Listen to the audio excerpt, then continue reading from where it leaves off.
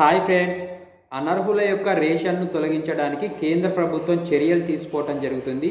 So మరి ఎటువంటి వాళ్ళ యొక్క రేషన్ను తొలగిస్తుంది అనేది ఈ వీడియో ద్వారా మనం తెలుసుకుందాం. వీడియోను ఎవరు కూడా స్కిప్ చేయకుండా ఎండ్ వరకు అయితే చూడండి. వీడియో చూస్తున్న ప్రతి ఒక్కరు కూడా జస్ట్ ఒక లైక్ చేసి సపోర్ట్ చేయండి. సో ఫ్రెండ్స్, కేంద్ర ప్రభుత్వం 2024 జనవరి 1 నుంచి గరీబ్ కళ్యాణ్ అన్న యోజన పథకం ద్వారా 5 సంవత్సరాల వరకు అయితే ఫ్రీగా రేషన్ సరుకులను అయితే అందించడం జరుగుతుంది.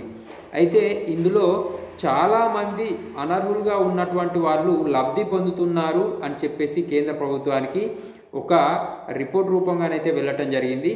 కాబట్టి ఈ అనర్హులు ఎవరైతే ఉన్నారో వాళ్ళకి రేషన్ తొలగించాలి అని చెప్పేసి కేంద్ర ప్రభుత్వం అయితే ప్లాన్ చేయడం జరుగుతుంది. సో మరి ఆ అనర్హులు ఎవరు అని అంటే ఐటీ చెల్లింపుదారులు, ఆదాయం పరిమితికి మించిన ఆదాయం ఉన్నవాళ్ళు, ఐటీ చెల్లింపుదారులు ఎవరైతే ఉన్నారో సో వాళ్ళ యొక్క రేషన్ను తొలగించాలి అని చెప్పేసి కేంద్ర ప్రభుత్వం దీనికి సంబంధించిన చర్యలను అయితే ప్రారంభించడం జరిగింది.